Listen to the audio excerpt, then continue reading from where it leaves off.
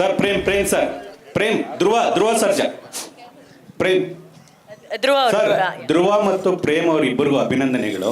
ಯಾಕೆ ಅಭಿನಂದನೆ ಅಂದರೆ ಒಂದು ಸಿನಿಮಾ ಏನಾದರೂ ಪ್ರಶ್ನೆ ಬಂದಾಗ ಅಂದರೆ ನೀವು ಮೊನ್ನೆ ತಮಿಳ್ನಾಡಲ್ಲಿ ಕೂತ್ಕೊಂಡು ಆನ್ಸರ್ ಮಾಡಿದಂಥ ರೀತಿ ಅಂದರೆ ಸಾಮಾನ್ಯವಾಗಿ ಕೋಟ್ಯಾಂತರ ರೂಪಾಯಿ ಹಾಕಿರ್ತಾರೆ ಸಿನಿಮಾಗೆ. ಆ ಸಿನಿಮಾಗೆ ಏನೇ ಒಂದು ಸ್ಟೇಟ್ಮೆಂಟ್ ಕೊಟ್ಟರು ಕೂಡ ಅದ್ರ ಮೇಲೆ ಎಫೆಕ್ಟ್ ಆಗುತ್ತೆ ಅಂತ ಯೋಚನೆ ಮಾಡಿ ಹೇಳುವಕ್ಕೆ ಹಿಂದೆ ಮುಂದೆ ನೋಡೋ ರೀತಿಯಲ್ಲಿ ಬ್ಯಾಲೆನ್ಸ್ ಮಾಡಿ ಮಾತಾಡೋದನ್ನು ನಾವು ಕಂಡಿದ್ವಿ. ಬಟ್ ಭಾಷೆ ಅಂತ ಬಂದಾಗ ನೀವಿಬ್ಬರು ಕೊಟ್ಟಂಥ answer so really great and ಅಭಿನಂದನೆಗಳು ನಿಮ್ಮಿಬ್ಬರಿಗೂ.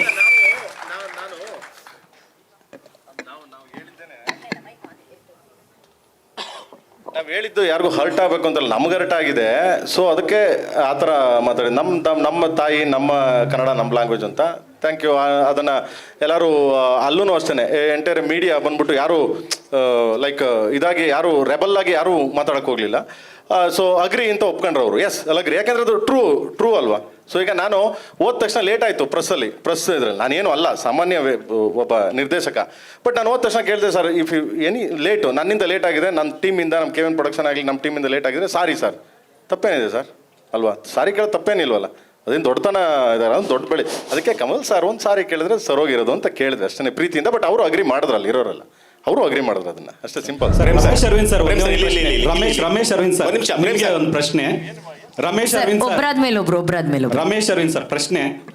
ಸಾಮಾನ್ಯವಾಗಿ ನೀವು ಇಲ್ಲಿವರೆಗೂ ಸಿನಿಮಾಗಳು ಮಾಡ್ಕೊಂಡು ಒಂದು ರೀತಿ ನೀವು ತ್ಯಾಗರಾಜನ ಬ್ರಾಂಡ್ ಅಂಬಾಸಿಡರ್ ಥರ, ಅಂದರೆ ಈ ಹೂವು ಹಣ್ಣು ಸ್ವಲ್ಪ ತುಂಬ ಮೆಲೋಡಿ. ಆದರೆ ಈ ಡ್ಯಾಶಿಂಗ್ ಥರ ಡೈರೆಕ್ಟ್ರು ಪ್ರೇಮ್ ಥರ ಬಂದು ಕೇಳಿದಾಗ ನಿಮಗೆ ಫಸ್ಟ್ ಏನು ಅನ್ನಿಸ್ತು ಈ ಸಿನಿಮಾದಲ್ಲಿ ಮಾಡಿ ಅಂತಂದಾಗ? ಇಲ್ಲ, ಬಹಳ ಇಷ್ಟ ಆಯ್ತು ನನಗೆ. ಇಂಥದಕ್ಕೆ ಕಾಯ್ತಾ ಇದ್ವಿ. ಅಂದರೆ ಓಕೆನಾ? ಹಲೋ ಸರ್, ನಾವು ಆ್ಯಕ್ಟರ್ ಸರ್, ಯಾವ ರೋಲ್ ಕೊಟ್ಟರು ನಾವು ಮಾಡೋಕ್ಕೆ ರೆಡಿ ಇರ್ತೀವಿ. ಒಬ್ಬ ಡೈರೆಕ್ಟರ್ ಬಂದು ನಿಮ್ಮಲ್ಲಿ ಇದಿದೆ, ಈ ಪೋರ್ಷನ್ ಇದೆ ಅಂತ ಹೊರಗೆ ತೆಗಿಬೇಕು. ನಾನು ಆ ಟೈಮಲ್ಲಿ ಅಷ್ಟು ಲವ್ ಸ್ಟೋರೀಸ್ ಮಾಡಿದಾಗ ದಿನೇಶ್ ಬಾಬುಗೆ ಅನ್ನಿಸ್ತು ನಾನು ಅಮೃತವರ್ಷಿಣಿ ಮಾಡ್ಬೋದು ಅಂತ. ಅದೇ ಥರ ಈ ಟೈಮಲ್ಲಿ ಈ ಥರ ಮಾಡೋಕ್ಕೆ ಪ್ರೇಮ್ಗೆ ಅನಿಸಿದೆ ನನಗೆ ಈ ಥರ ಸೂಟ್ ಆಗುತ್ತೆ ಅಂತ.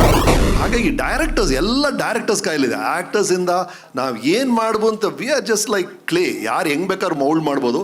ಇವ್ರು ಬಹಳ ಬ್ಯೂಟಿಫುಲ್ ಆಗಿ ಈ ಧರ್ಮ ಅನ್ನೋ ಪಾತ್ರದಲ್ಲಿ ಮೌಲ್ಡ್ ಮಾಡಿದ್ದಾರೆ. ನನಗೆ ಆ ಪಾತ್ರದ ಹೆಸರೇ ಇಷ್ಟ. ಪಾತ್ರ ಬಿಡಿ, ಆ ಧರ್ಮ ಅಂತ ಹೆಸರಿಟ್ಟಿದಾರಲ್ಲ ಅದೇ ಭಾಳ ಇಷ್ಟ ಆಯ್ತು ನನಗೆ.